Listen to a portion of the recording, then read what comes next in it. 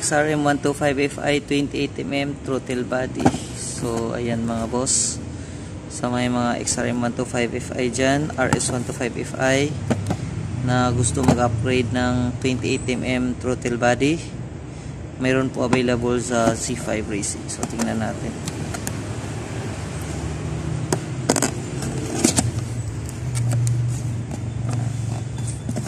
With manifold na po ito at saka gasket. Meron na po siyang gasket.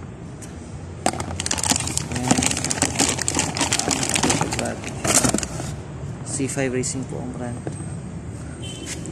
So ito po siya, 28mm Z5 28mm throttle body para sa XRM 125 at saka RS125.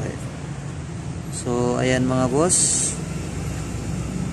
for more information PM lang po kayo sa Pitts Bike page kung gusto niyo bumili ng Pitts Bike Z5 na 28mm throttle body. Mura lang po ito guys, actually ano lang ito 2,000 lang po ang price ito. Yan po, please subscribe for more videos.